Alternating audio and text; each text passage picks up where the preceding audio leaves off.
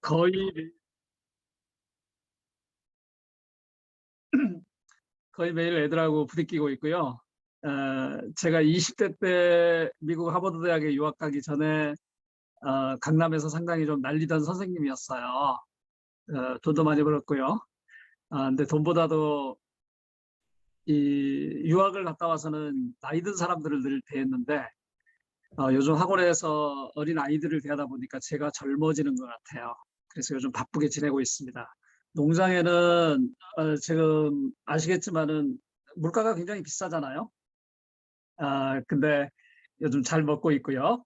어쨌든 지난 3번의 강의 동안 여러분이 저를 살게 하셨습니다. 그리고 제가 전문 학자들을 강의하는 시점에서 이제는 정말 일상을 살아가는 여러분들을 접하는 역사에 대한 고민을 하게 해주셔서 제가 진심으로 감사드립니다. 제가 선물꾸러미 다 보내드렸는데 다 받으셨죠? 제 마음을 담았어요. 제 창고에서 막 내보낸 게 아니고 한 분 한 분이 저를 위해서 기도해 주시고 또 이번 3번 동안 강의를 통해서 어떻게 보면은 쉬운 강의고 어떻게 보면은 좀 선이 굵은 강의였는데 여러분이 함께 해주셔서 저에게 굉장히 도움이 많이 됐습니다. 앞으로 좀 이런 쪽에 좀 더 제가 개발해서 사회와 또 우리 어린 아이들에게 기여할 수 있는 제가 되도록 노력하겠습니다. 오늘은 짧게 제가 이야기를 드리고 또 여러분 그래도 한마디씩 좀 듣는 게 좋을 것 같아요. 시간을 제가 잘 오늘은 조율하겠습니다. 제가 지난 2번의 강의를 통해서 여러분에게 물었고 저에게 물었던 질문은 폴 고갱의 이야기였습니다. 저 개인에게도 큰 영향을 주었던 고갱의 어떤 화가 고갱의 이야기 그리고 그의 그림 우리는 어디에서 왔는가? 우리는 무엇인가? 우리는 어디로 가는가? 세상의 모든 학문 국가가 서로 연결이 돼 있잖아요. 역사는 역사, 경제는 경제, 떨어지지가 않잖아요. 제가 요즘 미국 주식 강의를 많이 듣는데 경제 공부를 하고 있거든요. 실제 아이들에게 애플을 하나씩 사주고 제가 화천에 애들이 잘 안 오려고 그래요. 그래서 야, 니네들이 아빠한테 오면은 아빠가 주식을 하나씩 사주겠다. 그래서 생일 때나 또 화천으로 오면 제가 애플 주식을 하나씩 사줍니다. 그러다 보니까 이제 제가 나이 50대 중반에 깨달은 것은 세상의 모든 학문국과는 굉장히 깊이 연결돼 있다는 거잖아요. 역사의 질문도 마찬가지인 것 같아요. 역사라는 게 기술하고 과거의 연대를 외우고 요즘 중고등학교 애들 보니까 불쌍해요. 우리 한국 역사를 그렇게 가르치더라고요. 그냥 왕조 외우고 무슨 그냥 그 이렇게 관료들 외우고 이런 거를 많이 치중할 수밖에 없지만 저런 게 역사가 아닌데 사실은 그런 생각이 들어요. 그러면서 여러분에게 제가 추구했던 개인적으로 의도했던 것은 역사의 파이널 데스티네이션이 뭘까? 우리가 역사 공부를 하는데 가장 기본적인 것은 상식의 기준추를 만들어가는 거잖아요. 역사라는 것은. 그리고 인식의 평등 기준선을 만들어가는 거잖아요. 기업이라는 것은 이윤 축적을 위한 거죠. 월스트리트 같은 경우는 이윤을 남기기 위한 돈의 투쟁이잖아요. 그런데 사람이 그렇게만은 살 수 없잖아요. 그래서 역사나 윤리나 도덕이 필요한 것 같아요. 그리고 우리 한국 기독교와 관련해서는 특별히 역사를 공부하는 이유가 확증 편향적이지 않는 역사 인식이 되게 중요한 것 같아요. 우리 신앙인들은요, 제가 이제 깨달았는데 과거를 먹고 살잖아요. 그러다 보니까 사실 역사가의 가장 큰 한계는 과거의 패러다임이나 이데올로기에서 벗어나질 못해요. 그러다 보니까 현실의 발전에 대해서는 늘 관심을 덜 두게 되고 객관적인 이해를 하지 못해요. 그게 기독교의 한계일 수도 있어요. 세계관의 어떤 균형 잡힌 세계관 형성의 필수인데 역사를 제대로 의식적으로 공부하지 않으면 사실은 과거에 몰입되게 되는 거죠. 우리 기독교는 중요한 질문이 있잖아요. 믿음의 규칙이라는 거. 이걸 라틴어로 regular fide이라는 표현인데 제가 좋아하는 표현이거든요. 믿음의 규칙이라는 것은 신학의 원뿔이에요. 그것은 사도신경도 아니고 그것은 웨스트민스터 신앙 고백도 아닌 기독교 전반에 걸쳐서 가장 기본적인 믿음의 규칙. 제가 우스갯소리로 이런 말을 하거든요. 대한민국의 개신교만큼 하나님이 없는 교단이 없어요. 자, 웃으라고 말씀드리는 거예요. 대한민국 대한예수교 장로회 맞죠? 일반적으로 장로교는 전 세계의 예수교를 장로교 앞에 붙이는 교단이 없어요. 우리는 하나님 안 믿잖아요. 예수만 믿죠. 그죠? 웃으라고 말씀드리는 거예요. 자, 그런 의미에서 우리가 기독교의 믿음의 규칙이라는, 이거는 고대 초대 기독교 교부들이 썼던 아주 중요한 핵심 컨셉이에요. 기독교 전반에 대한 근본적인 토대가 되는 믿음의 규칙이죠. 여기를 강조하면서, 이것을 강조하면서 변화하는 시대와 사상과 어떻게 대화해 나갈 것인가, 어떻게 살아나갈 것인가. 타협하는 개념은 아니잖아요. 그런 의미에서 제가 역사를 여러분하고 노랬고요. 그러면서 지난번에는 윌리엄 프랭크 스코필드라는 분을 이야기를 했습니다. 저 자신이 지난 거의 8년 동안 연구해 왔고 일선에서 지금도 제가 활동하고 있는 스코필드의 삶을 통해서, 그분은 미생물학자였고 그분은 수의사였고 그분은 생물학자였지만은 제가 볼 때 우리 기독교, 한국 기독교에 영향을 미쳤던, 그리고 롤모델이 됐던 굉장히 중요한 역사학자였어요. 그분은 3.1운동의 기록관이었고 홍보관이었죠. 그런 의미에서 제가 스코필드를 단순히 제가 지금 일을 하고 있기 때문만이 아니라 이분이 정말 다른 분야의 전공자이면서도 저보다 탁월한 역사가였다는 것을 좀 나누고 싶었어요. 이 말은 여러분들이 생업이 다 다르지만은, 그리고 저 같은 전문 역사학자가 아니지만은 정말 저보다 뛰어난 역사가가 될 수 있다는 사실을 나누고 싶었어요. 오늘 여러분에게 드리고 싶은 말씀은 오늘이 6.25 기념일이잖아요. 한국전쟁. 세계세 3차 세계대전이라고 불리잖아요. 그만큼 많이 죽었죠. 잔혹했죠.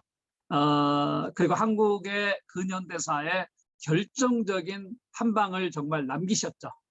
6.25 전쟁, 한국전쟁이라는 것은.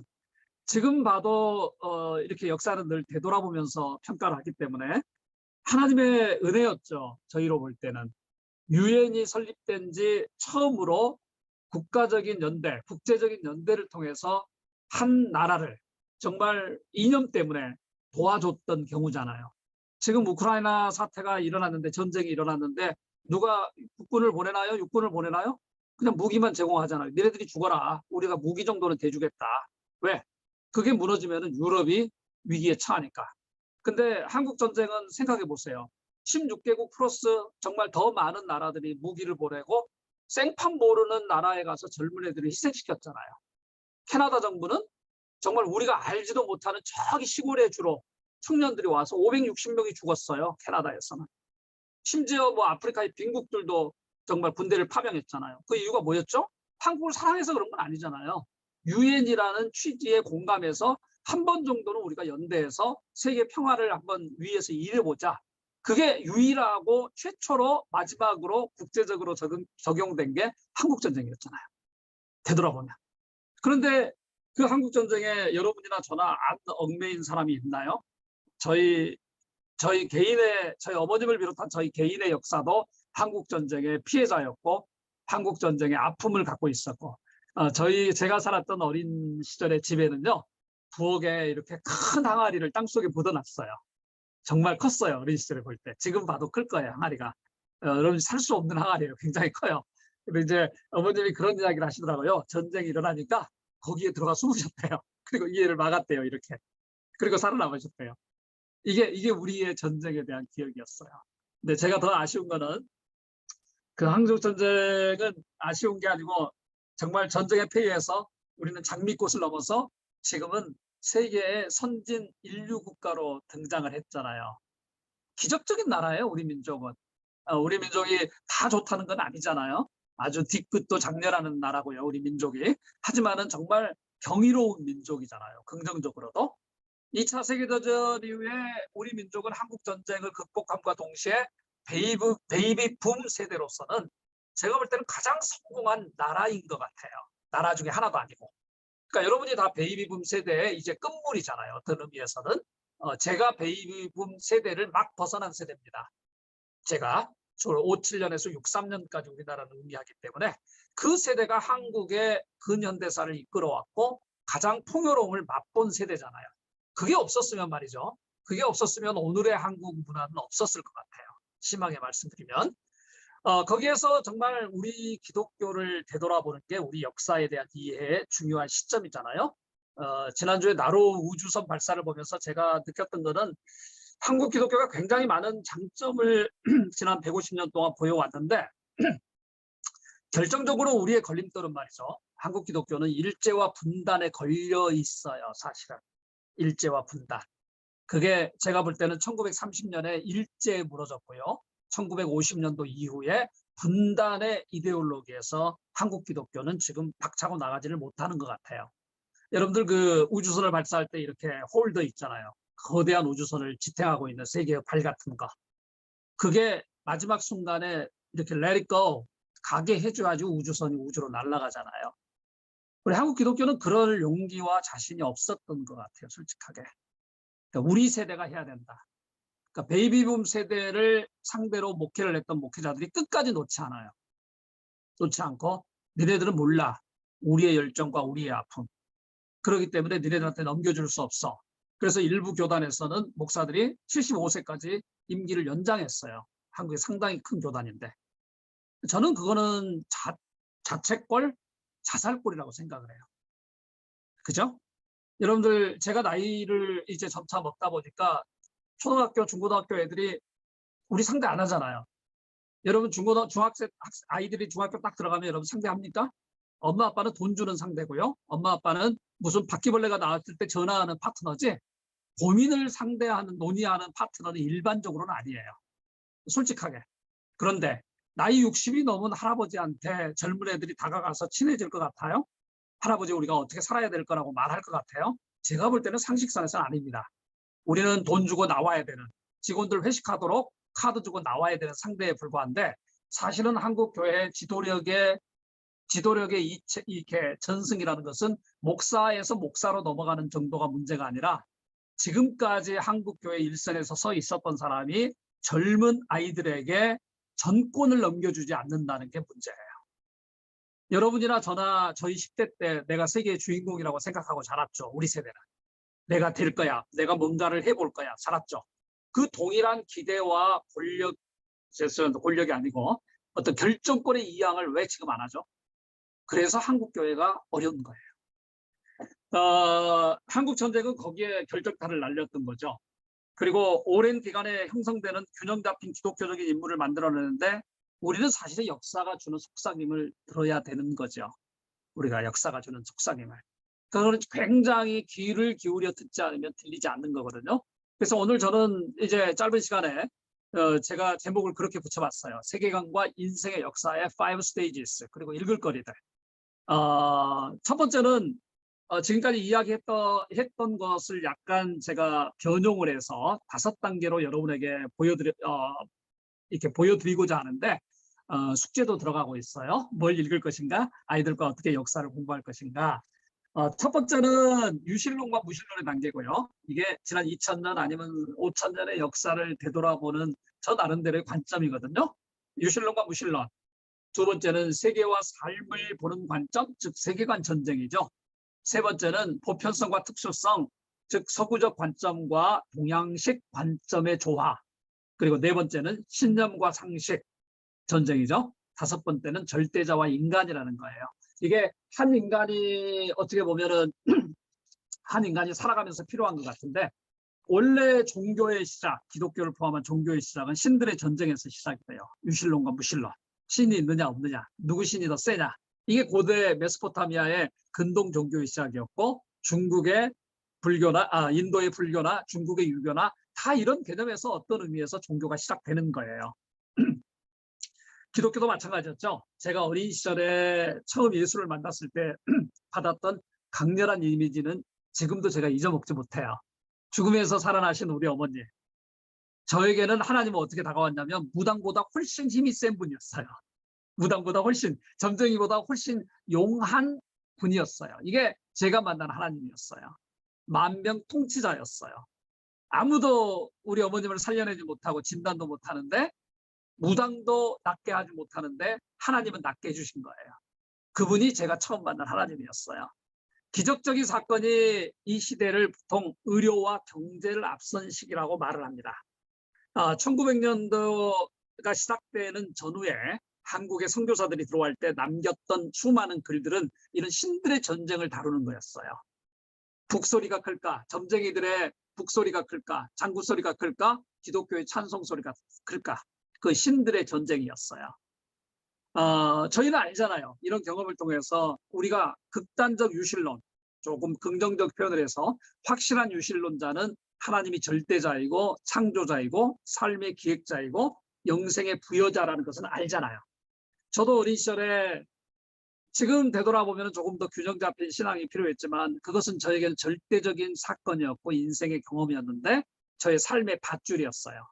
그리고 그것은 생존의 생명선이었어요.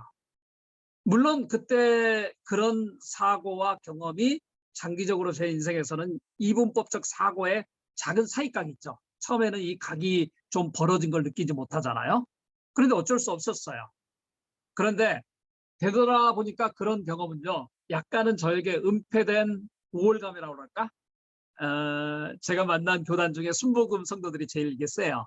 굉장히 순복음 성도들이 굉장히 열정적이잖아요. 열정적이어서 이분들은 모든 대화에서 굉장한 우월감과 자신감을 갖고 있어요. 그리고 세상 만사에 대해서 약간은 너희들 그래봤자 나의 신앙, 내가 믿고 있는 이 스타일, 이걸 이해를 못하지? 이런 생각을 사실은 순복음 계열에 계신 분들이 제일 좀 강하게 갖고 계시더라고요. 제가 비판하는 것은 아니에요. 그분들의 특징이에요. 저도 그런 걸 좀 가지고 있었어요. 그러니까 하나님과의 절대적 만남의 중요성, 이거는 뭐 우리가 아무리 무시할 수 없잖아요. 가장 중요한 신앙의 핵심이니까. 그런데 그게 좀 더 시간이 지나고 나니까 경험적이고 인격적인 만남, 실존적인 만남으로 발전했으면 어떨까 하는 생각이 들어요. 아마 지금 우리 아침마다 만나고 계신 여러분 중에 상대적으로 보수적인 분들이 많을 거라고 저는 추정을 해요. 그분들이 보통 홈스쿨을 하시니까 일반적으로. 그런데 우리가 고민해야 될 것은 그런 좀 인격적이고 실존적인 하나님과의 경험을 할 수 있도록 아이들에게 제공해 주면 어떨까. C.S. 루이스를 제가 제일 좋아하는데요. 굉장히 좋아하는데 그분은 어려서도 교회를 다녔지만 그분이 정말 실존적으로 하나님을 만난 게 30살 내외였거든요. 깊은 고민과 기도와 또 성경에 대한 어떤 냉철한 리딩을 통해서 그분은 자기가 나는 하나님을 믿어야 되겠다. 나는 구주로 받아들여야 되겠다는 정말 어떤 의미에서는 이제 세례를 받는 입장이죠. 나이 들어서. 영혼의 세례, 지식의 세례, 삶에 대한 세례를 같이 받게 되는 거죠. 그런 좀 경험을 아이들이 겪을 수 있도록 안내해 주는 게 어떨까. 저는 그런 의미에서 오늘 리딩을 다들 제안을 했는데요. 여러분들이 창세기와 출애굽기를 좀 이렇게 아이들하고 객관적으로 읽었으면 좋겠어요. 왜 무슨 말씀이냐면 저를 비롯한 우리 기독교인들의 한계는요. 성경을 보면 뭔가 은혜를 받아야 되겠다고 생각을 해요. 뭔가 우리는 여기서 레슨을, 교훈을 끌어내야 된다고 생각을 해요. 동의하시죠? 뭔가 가르쳐야 돼. non-believers, non-크리스천들에게 생명이다 이거는. 이렇게 가르쳐야 된다는 의무감이 있어요. 그런데 그걸 잠깐 이렇게 좀 홀드하면 어떨까요? 그리고 창세기는 창세기대로, 출애굽기는 출애굽기대로 하나의 내러티브로 좀 가르치면 어떨까요? 그런 제안을 좀 드려요. 그러면서 신들의 전쟁이라는 관점, 유실론과 무실론의 관점을 한번 이야기해 보는 게 어때요? 동시에 제가 이 주제와 관련해서는 톨킨도 아시죠? 호빈 이야기 많이 나오죠? Hi, baby. Good to see you. 자, The Lord of the Rings, 반지의 제왕이죠. 한번 읽어보시죠. 다 이미 보셨죠, 만화를. 아이들과 이런 걸 읽어보면서 근본적인 신의 존재나 신의 역할이나 인간의 심성에 대한, 신화에 대한, 신과 인간에 대한, 세계에 대한 좀 이야기를 나눠보는 게 어때요? 그러니까 판단하지 말고, 그죠? 뭐 저희 연구소에서는 김익규의 조선예수교회 이정명증이라는 책을 제가 한번 권하고 싶은데 이거는 굉장히 좀 중요하고 좀 어렵고 그런데 1921년에 정말 일제암울한 시대에 한국교회가 갈 길을 잃었어요. 3.1운동까지는 주도적인 역할을 했는데 이때 김익두 목사가 전국적으로 엄청난 기적을 일으키면서 부흥 집회를 해요. 근데 이제 이런 상황에서 많은 사람들이 김익두 목사에게 야, 길선주 목사도 그렇게 안 하는데 너는 그냥 가는 곳마다 기적을 일으키냐? 한국교회를 난리판을 세우냐? 이때 이거를 옹호하기 위해서 김익두 목사가 속해 있는 신천노회에서 김익두 목사님이 일으킨 모든 기적을 정리해요. 책으로. 대단하죠. 실제 기적이 일어났던 증언과 사진과 편지와 간증을 총집합한 책이 조선예수교회 이정명증이에요. 제가 이 책을 원본과 한글과 이제 영어로 출간을 했는데 되게 인기가 있지만 여러분도 한번 이 책 뭐 읽기는 사실은 긴 책은 아니에요. 기회가 되면 한번 보시기 바랍니다. 그렇게 해서 아이들과 좀 리딩을 한번 해보시면 어때요? 이게 우리가 고민해야 될 유실론과 무실론에 대한 이야기입니다. 두 번째 단계는 세계와 삶을 보는 관점인데요. 뭐 제 인생의 이야기거든요. 대학 시절에 가보니까 이제 얼마나 제가 열심히 해요. 예수님을 열심히 믿었는데 제 대학 시절에는 어떤 의미에서는 80년대 보수의 골짜기에 살았던 제가 사람이거든요. 그때 시작된 게 서울대학교나 몇몇 대학에서 기독교 세계관 운동이 일어났어요. 기독교 세계관 하면 여러분들 이제 많이 아실 거예요. 그리고 당시에 지금의 한동대 같은 게 그때는 없었잖아요. 그때는 기독교 대학 설립 동역회가 있었어요. 그러니까 우리 선배들이 또 저희 세대가 우리가 기독교 대학을 세워야 되겠다, 한국에도. 뭐 이런 시도를 했던 때고 창조과학회라는 게 시작되던 시점이었어요. 아마 양승훈 교수님, 저하고도 제가 존경하는 분인데 이분도 되게 열심히 활동했던 시절이죠. 자, 이 시절의 핵심 키워드는 뭐였느냐? 그러니까 역사를 보면서 삶을 보면서 결국은 세계관 전쟁을 했던 거죠. 기독교적 세계관을 가질 것인가, 비기독교적인 세계관을 가질 것인가. 성경에도 많이 나와 있잖아요. 이 세계관 전쟁이라는 것은 여러분들 바로와 모세의 전쟁이 세계관 전쟁이었죠. 그러니까 이미 어떤 신이 있느냐 없느냐의 개념에서 어느 신이 더 세냐 안 세냐의 개념에서 안 세냐의 개념에서 이제는 기독교적인 국가 공동체를 만들 것인가 아니면은 정말 비기독교적인 이집트 하면은 전부 다 멸망의 이렇게 멸망의 나라, 어떤 믿어서는 안 될 나라의 하나의 토퍼스가 되고 있잖아요. 그러니까 이런 전쟁, 세계관의 전쟁이 이루어지고 있었어요. 바알과 엘리야도 그런 경우 아닌가요? 여러분들은 850명의 바알의 제사장들을 죽인 사건 기억하시죠? 이거는 단순히 살인 사건의 측면이 아니라 이거는 세계관의 전쟁이었어요. 어느 세계로 한 공동체와 국가 공동체를 이끌어갈 것인가, 이 문제 아니겠어요? 여러분들 갈릴레오라는 사람을 생각할 때 천동설과 지동설의 문제도 마찬가지죠. 세계관 전쟁이죠. 사람이 개인의 차원뿐만 아니라 공동체의 차원에서도 세계를 살아가는 데는 관점이 필요하죠. 그게 주춧돌이기 때문에, 그게 어떤 상식의 기본 추이기 때문에 세계관이 필요한데 그 세계관을 이끌어오는 단계로 저희 청년 시절을 보냈다는 거죠.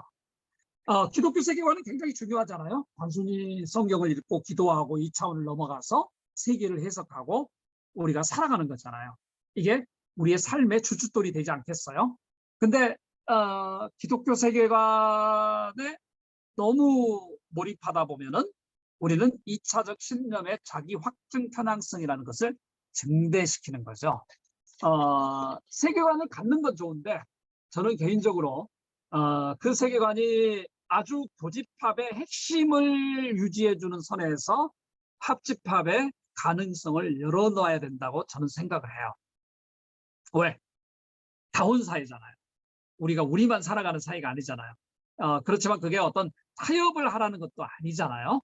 우리가 가지고 있는 세계관의 엑기스를 가장 정교하게 만들어내는 것은 중요한데 그게 삶에 너무 이렇게 오버웰럼, 너무 과도하게 압도하지 않았으면 좋겠어요.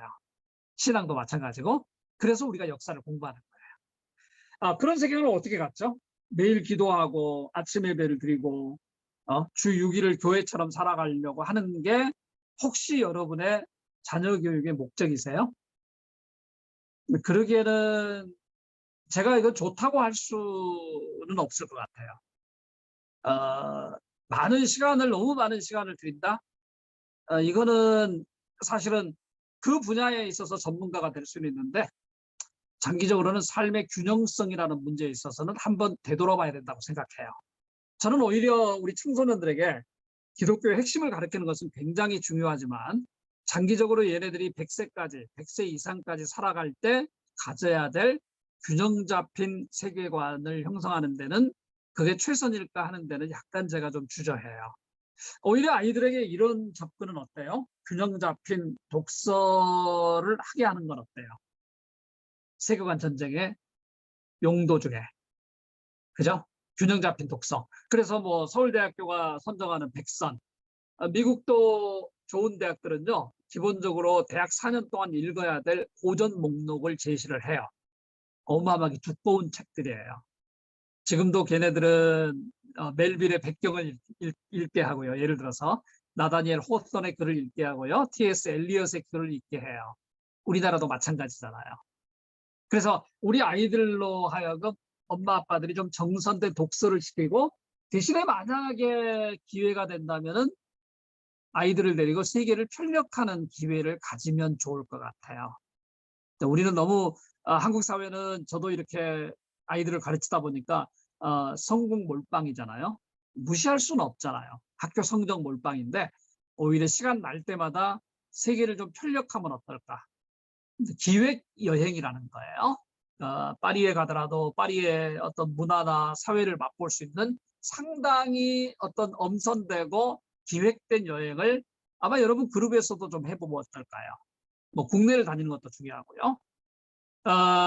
이런 기독교 세계관의 균형성을 제한해야 된다는 것은 역사가 기여할 수 있는 굉장히 좋은 차원이에요.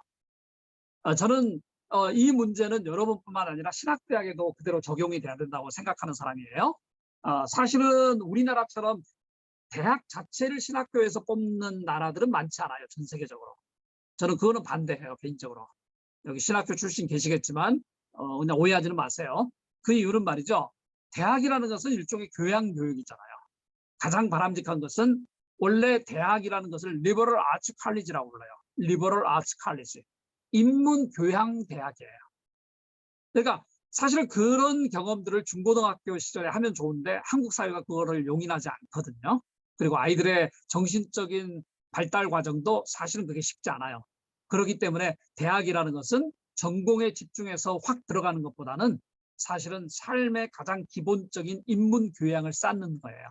그런데 신학교 대학 시절부터 신학에 몰두하는 경우에는 나중에 어떤 좀 어려움이 있냐면 사실은 세계를 넓게 보지 못하는 경우들이 생겨요. 다 그런 건 아니지만 그런 의미에서 저는 신학대학보다는 신학대학원부터 아이들을, 학생들을 그리고 청년들을 전문 신학인으로 양육시키는 것도 좋지 않을까 하는 개인적인 생각을 갖고 있어요. 자, 세계관의 전쟁에서 여러분이 한번 주목해야 될 성경은 저는 요한복음을 제시하고 싶어요. 우리는 어려서부터 교육을 받았기 때문에 구약과 신약이 하나라고 생각하기 쉽죠. 근데 사실은 굉장히 다르거든요. 굉장히 달라요. 굉장히 달아요. 그렇다고 제가 무슨 기독교는 다른 종교다 이런 차원은 아니잖아요. 여러분이 요한복음을 말이죠. 이미 우리가 받아들인 교리적인 차원 말고 그냥 하나의 내러티브, 작품으로 한번 읽어보시는 게 어때요? 그게 아이들에게는 굉장히 좋을 거예요. 아이들에게는. 이런 세계관이 있구나. 그거는 신학적 세계관의 굉장히 좋은 샘플이에요. 그리고 저는 여러분들에게 세계관의 전쟁에 있어서는 이미 다 아이들이 보셨겠지만은 프린스 오브 이집트를 좀 이렇게 좀 재밌게 보면 어떨까요? 제가 하버드 있을 때 하버드 교수들이 자문을 많이 했거든요. 그때 만들어졌고 이게 프린스 오브 이집트. 단순히 알고 있는 이야기를 자기 확증을 또 한 번 시키는 게 아니고 한번 그 시절의 종교가, 기독교가 어떤 상황에서 이해됐는지를 우리가 이해해야 되는지를 한번 여러분들 고민해 보시면 어떨까요? 자, 이 주제와 관련해서 여러분들이 아이들에게 한번 같이 읽고 토론해 볼 수 있는 책은 저의 스승 중에 한 명이었던 마크 노을 선생님, 한국에도 몇 번 오셨고요. 제 사무실까지 방문을 해주셨는데 지금은 노틀담 교수로 있거든요. 원래 히튼 칼리지에서 교수하다가 되게 좋으신 복음주의자셔요. 저는 복음주의자가 이런 모습을 가져야 된다고 생각하는 분인데 한글로도 번역이 돼 있더라고요. 터닝 포인트.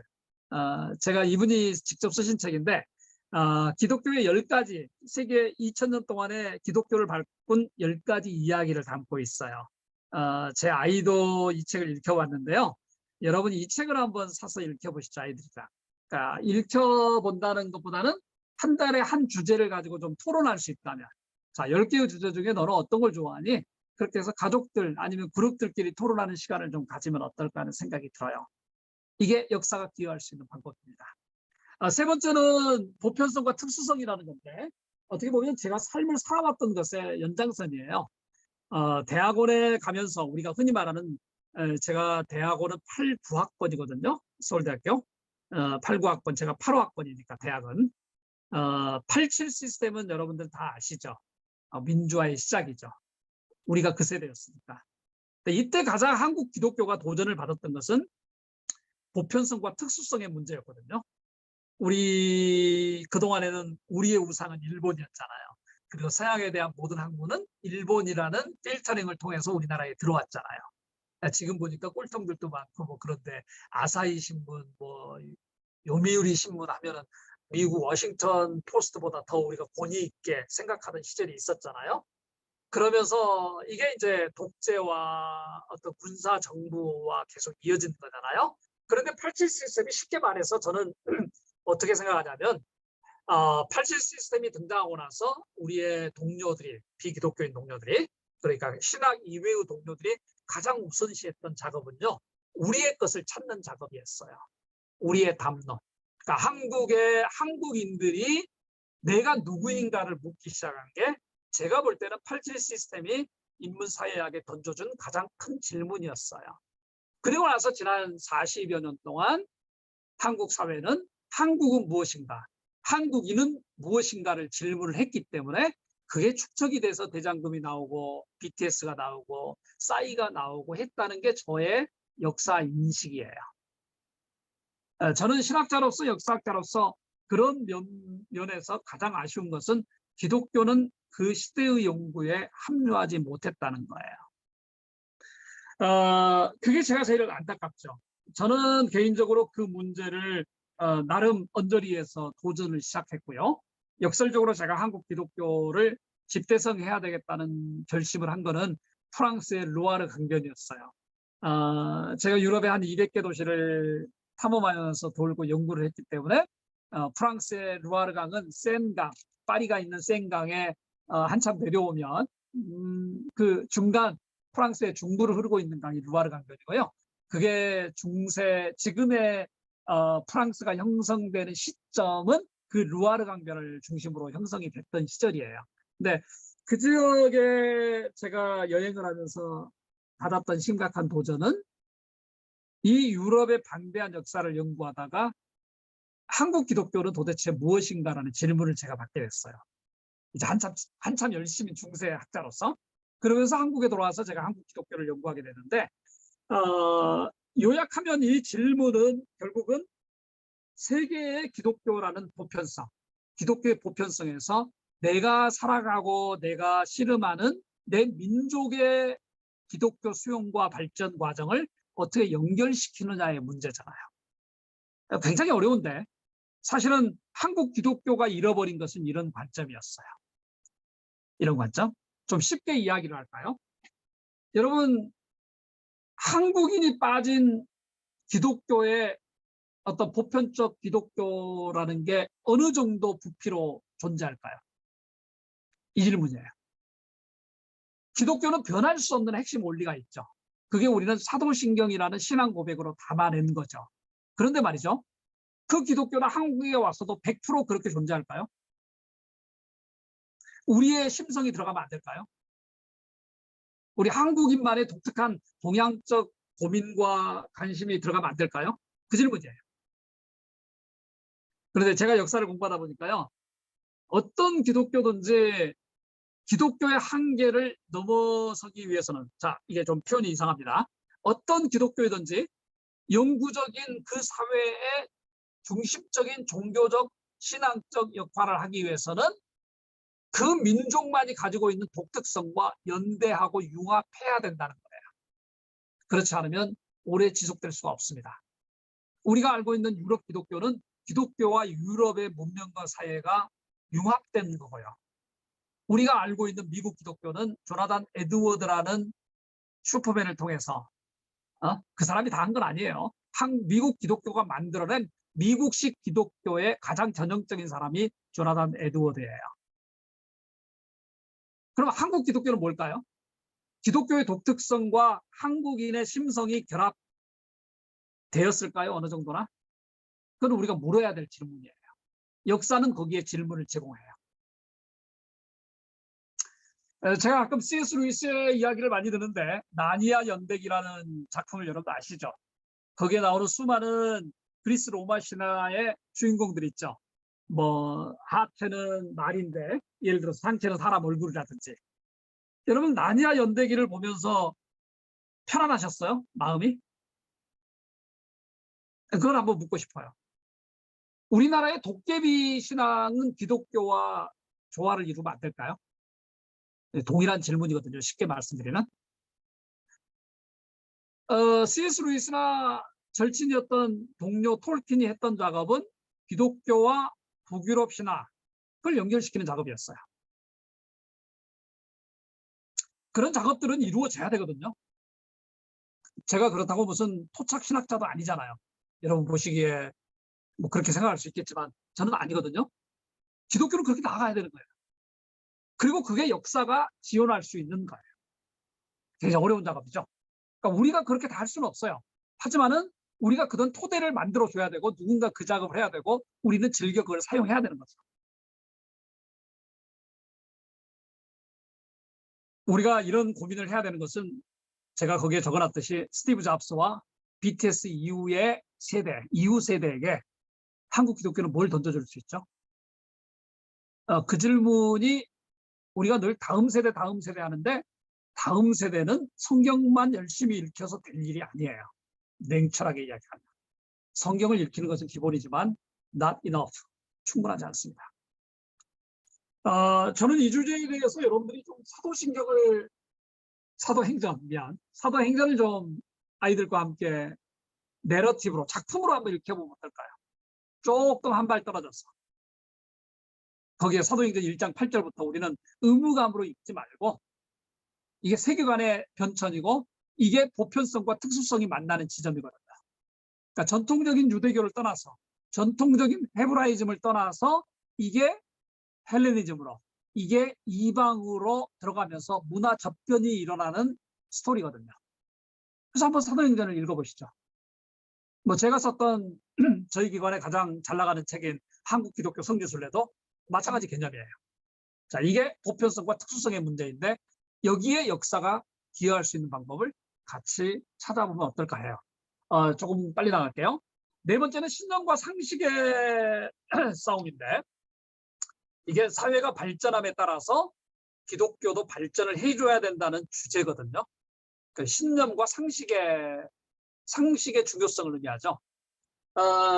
많은 요즘 신학자들과 목회자들과 제가 나누는 이야기는 이제 개신교가 500년 됐잖아요. 500년? 개신교의 유효 기간은 끝난 것 같아요. 죄송하지만. 그러니까 개신교만의 기독교의 유효 기간이 끝났다는 건 아니에요. 제가 말씀드렸지만은 기독교는 카톨릭과 비잔틴과 개신교를 통틀은 하나님과 예수와 성령의 종교, 그 신앙, 그게 기독교예요. 역사학자로서의 500년 기독교는 이미 그 어떤 취지는 좋았는데 더 이상 확장성은 없는 것 같아요. 이때 가장 문제가 됐던 게 뭐냐면 20세기가 등장하면서 시작됐던 자본의 힘이에요. 자본의 힘. 이념도 아니에요. 이념은 그전부터 있었으니까. 기독교는 특별히 개신교는 자본 앞에서 해결책을 제시를 못했어요. 자본이 등장하기 전까지 산업혁명의 정신적 구조에서는 칼빈과 막스 웨이버리즘이라고 불리는 프로테스탄트의 자본 윤리가 나름대로 세계관을 제시했는데 지금 자본에 대한 세계관을 제시를 어떻게 해요? 그래서 나온 게 만불짜리 기독교예요. 만불짜리 기독교는 뭐냐면 전 세계적인 개신교의 확장을 볼 때 국민소득이 만불이 넘어가면 그때부터 개신교가 쇠퇴를 해요. 여러분들 뭐 무슨 말인지 다 알 것 같아요. 그거는 개신교가 이제 21세기에 싸워야 될 것은 지금 100년 동안 실패해 왔는데 자본에 대해서 그 누구도 정당화할 수 있는 대안을 하나의 윤리체계를 세계관 체계를 제시하지 못한 거예요. 한국에서 그 문제는 쉽게 말하면 아파트 문화라는 자본 열망의 집결체에서 한국 기독교는 걸린 거죠. 걸린 거죠. 네. 아파트가 의미하는 거 알잖아요. 긍부정에. 얼마나 편하고 좋아요. 하지만 동시에 아파트, 강남의 3구의 아파트라는 것은 개신교의 마지막 데드락이었어요. 그냥 막아버렸어요. 봉쇄하는 거예요. 이때 필요한 건 저는 상식이라고 봐요. 한국 기독교는요, 성경을 너무 읽어서, 많이 읽어서 망하고 있어요. 성경을 너무 필사해서 망하고 있어요. 자, 혹시 성경 필사하거나 암기하는 거를 제가 여러분 디스커리지 하려고 드리는 말씀이 아니에요. 조금만 줄이면 안 될까요? 성경을 쓰는 시간에 고민하고 어떻게 살아갈 것인가를 좀 고민하면 어때요? 제가 어느 거신내 보수교단에 가서 설교를 하면서 목사님 성경 좀 그만 읽어요. 좀 살아요 했더니 충격을 받으셨더니 목사님. 김 목사 나가 서울까지 창원에서 왔다 갔다 하면서 성경을 얼마나 많이 읽었는데 나보고 그러면 되죠. 그게 아니고 목사님 아시잖아. 제가 그건 진지하게 말씀드려요. 지금 필요한 것은 상식선의 회복이에요. 공동체의 평균 의식을 회복하는 거예요. 종교가 그 기능을 못할 때는 시민이라는 개념이 들어와요. 상식의 개념이 들어와요. 여러분들 종교개혁이 일어나고 나서 100년 동안에 유럽에서 수백만 명이 종교라는 이름으로 살해되거든요. 네, 때로는 개신교와 카톨릭이 손을 잡고 때로는 개신교와 아나베프티스트 제세례파가 손을 받고 상대방을 죽여요. 그죠? 종교개혁이 카톨릭이나 개신교에서 일어났는데 100년 동안 투쟁만 한 거야. 그래서 일어난 게 뭐예요? 30년 전쟁을 해결하는 1648년에 웨스트팔리아 조약이라는 게 맺어져요. 1948년에. 이건 쉽게 말하면 이게 뮌스터에서 맺어지거든요. 뮌스터 구청사가 지금도 있어요. 전시관으로. 이게 뭐냐면요. 종교에 맡겨놓다 보니까 이 사람들이 해결을 못해. 사회 문제를. 그래서 시민권이 등장한 거예요.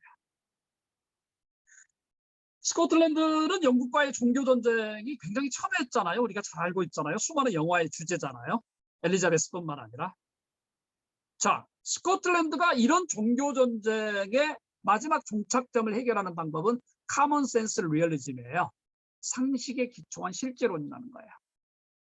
상식을 우습게 보면 안 되잖아요. 제가 미국 가서 가장 놀란 거는 상식의 힘이었어요.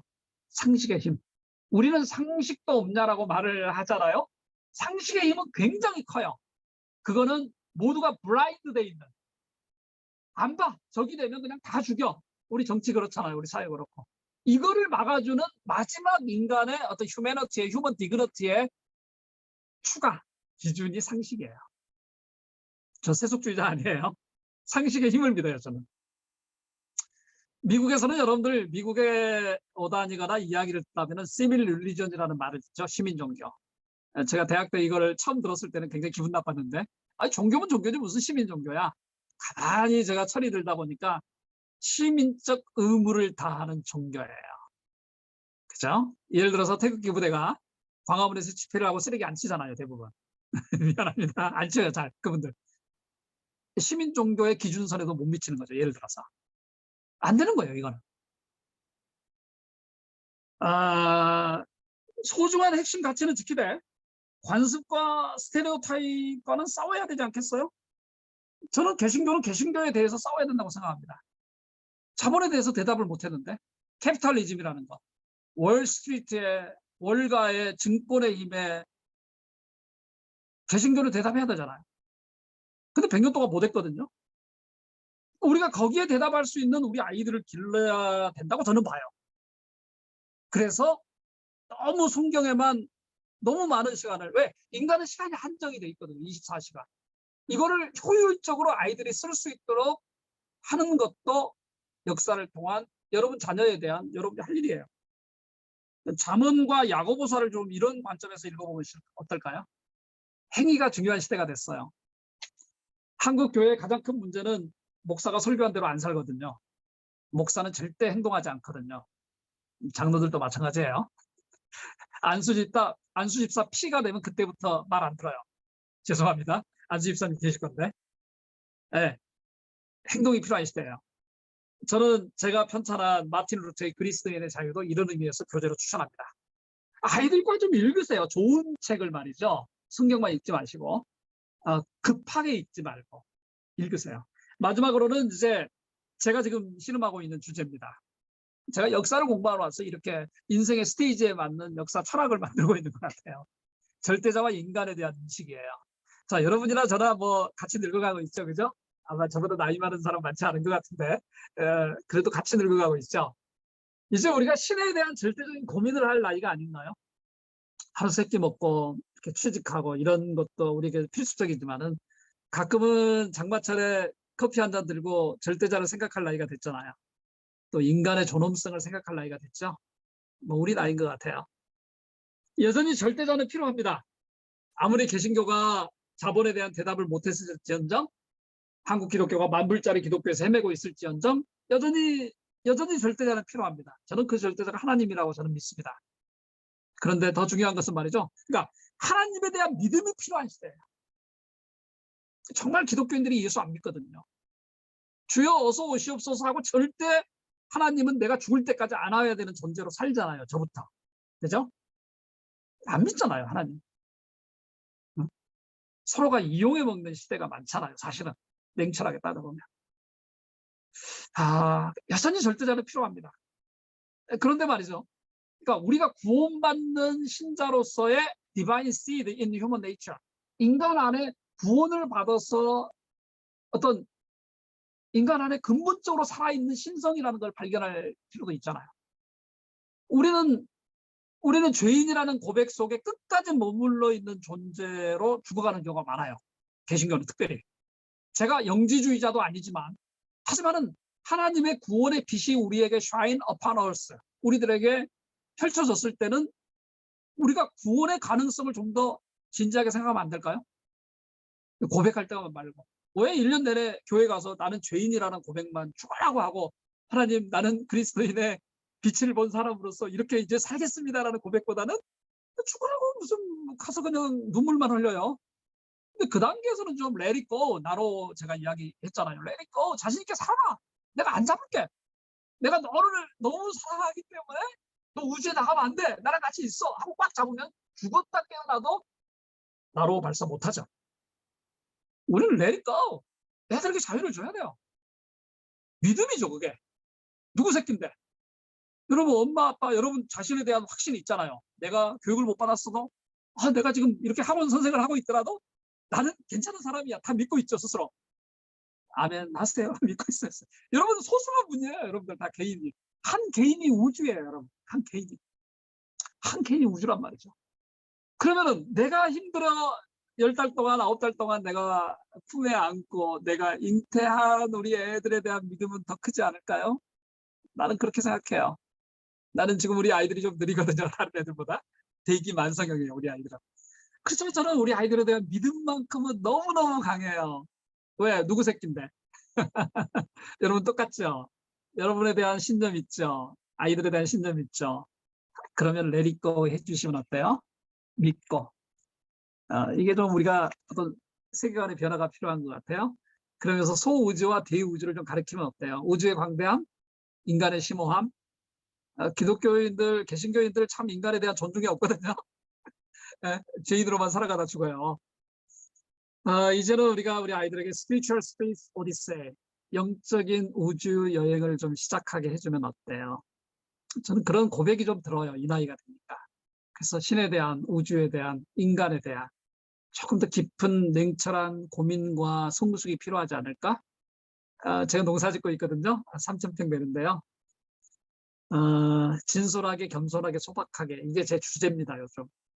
별거 없는 것 같아요, 삶이라는 게. 흙을 만지면서 제가 느끼는 건데, 이게 특별히 목회자와 장로 이상의 직분자에게 가장 필수적인 사항인 것 같아요. 이게. 전도서를 좀 아이들과 같이 읽어보면 어때요? 그냥 문학작품으로. 제가 오늘 문학작품이라는 이야기를 많이 하는데, 과도한 이렇게 어태치먼트를 좀 이렇게 조금 떨어지게 하려고 하는 거예요. 조금. C.S. 루이스의 나니아 연대기를 좀 일으키는 어때요? 미국에서는 웬만한 크리스천 스쿨은 전부 다 C.S. 루이스 나니아 연대기 제1권 가지고 한 학기 동안 에세이를 쓰게 해요. 읽고. 우리는 성이 안 차죠. 그냥 하룻밤에 읽어야 되는 거죠. 그러지 말고요. 챕터 한두 개를 가족과 읽고 그냥 같이 나눠보면 어때요? 그 이야기 속에 빠져들어가서 왜 C.S. 루이스는 이런 이야기를 썼을까? 뭘 의도했을까? 아, 이런 세계는 도대체 어떤 세계일까? 우리에게 그런 세계를 어떻게 만들어낼까? 이런 고민들. 그리고 이제 비결의 힐데가르트는 제가 책을 냈는데 기회 되시면 한번 보시고요. 그래서 리딩을 한번 제시해봤고요. 결론적으로 말씀드릴까요? 너무 감사하고요. 3개월 동안 제가 고민 많이 했어요. 막 여러분에게 조금이라도 맞는 강의를 해야 되는데 되게 힘들었지만 되게 재밌었어요. 좀 더 발전을 시킬 거예요, 이제. 제가 오늘 말씀드린 단계별 성경 토론을 좀 해보면 어때요? 그러니까 고백과 가르침에서 약간 벗어났으면 좋겠어요. 우리 어른들의 한계는요, 다 가르치려고 해요, 가르치려고. 애들 되게 싫어해요. 그러니까 애들에게 던져주면 어때요? 이렇게, 야, 이거 되게 재밌을 것 같은데 한번 읽어볼까? 절대 설교하려고 하면 안 돼요. 설교는 목사만 하는 게 아니더라고요. 엄마들도 설교를 되게 잘하고요. 아빠들도 잘하고요. 그런 거 말고 애들하고 좀 성경을 읽고 토론해보면 어때요? 미국에서는 그걸 많이 써요. 미국에서는 하버드에서 마찬가지예요. 문학 작품으로서. 그러다가 애들이 인격적인 예수를 만나거든요. 두 번째는요. 질문을 던져주는 책 읽기 어때요? 책 읽기. 저는 먼저 C.S. 루이스나 톨킨부터 시작하라고 저는 말씀드리고 싶어요. 왜? 그분이 이런 고민을 했기 때문에. 그리고 역사에 대한 무한한 상상력을 기독교라는 근본적인 레귤라 피데이로 해석해냈기 때문에. 그렇다고 우리가 100% 동의하진 않아요. 하지만 이 정도라면은 우리 아이들에게 균형 잡힌 세계관과 역사관에서 성장할 수 있는 읽을 거리가 되겠다라고 저는 생각을 해요. 그래서 집에 다 있을 거예요. 나니아 연대기 한 권 정도는.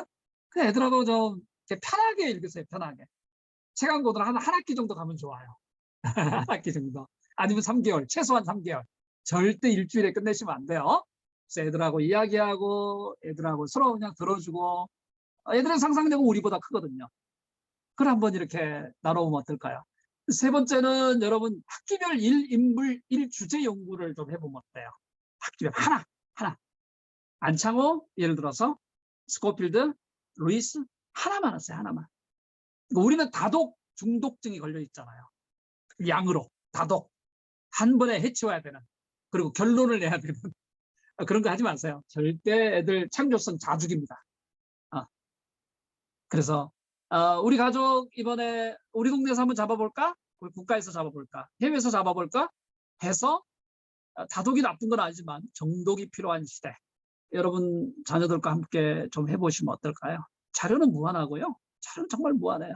근데 이제 더 중요한 것은 뭐 태종태세 연명세 예성연중연명 이렇게 외워가는 게 중요한 게 아니고 정말 중요한 것은 우리가 어떻게 살아야 될 것이라는 생각을 컨셉이나 우리의 어떤 세계관 월드뷰나 이거를 형성해주는 넓은 토대를 아이들에게 역사라는 걸 매개로 해서 던져주는 게 우리에게 필요하지 않을까 하는 생각을 합니다. 오늘 마지막은 조금 어려웠을 수 있는데 다들 여러분들 이렇게 귀한 시간에 제가 그냥 누구의 책에서나 볼 수 있는 역사 이야기를 하고 싶진 않았고요. 제가 또다시 기회가 주어진다면 우리 아이들 저는 못했어요. 사실은 제가 아이들에게 해준 유일한 것은 제가 역사여행 갈 때 한 놈씩 데리고 가는 거였어요. 유럽 여행은 여러분들 지금 좀 바뀌었을지 모르는데 제가 한번 이야기 드렸나요? 14살 이하로 애들을 데리고 다니면 많은 경우 공짜입니다. 그래 애들 핑계로 여러분이 여행할 수 있습니다. 그래서 나중에 이제 코로나가 끝났으니까 여러분이 만약에 서울 한번 오시면 제가 뭐 한나절 정도 시간을 낼게요. 직접 여러분들에게 현장의 역사 교육을 제가 한번 시켜드릴게요. 그거는 제가 약속할게요. 서울에는. 제가 해외에는 더 이상 하지 않아요. 제가 시간이 너무 많이 들어가서 예전에는 좀 했거든요. 장로들 좀 안내한다든지 목회자들 좀 안내하는 여행을 했는데 그건 여러분들이 이제 한번 해보시죠. 제가 자문을 해드릴게요. 그렇게 해서 역사를 소중히 여겨주셔서 감사하고요. 누가 주제를 정했든지 간에 앞으로도 역사를 사랑해 주시고 여러분 자녀들에게 조금 더 도움이 되는 역사 공부가 진행되도록 저 역시 노력하도록 하겠습니다. 저는 이상입니다. 오늘 처음으로 제가 8시까지 끝냈네요. 혹시 질문 있으면 해주시고 나중에라도 또 카톡 주시면 제가 열심히 답하겠습니다. 감사합니다.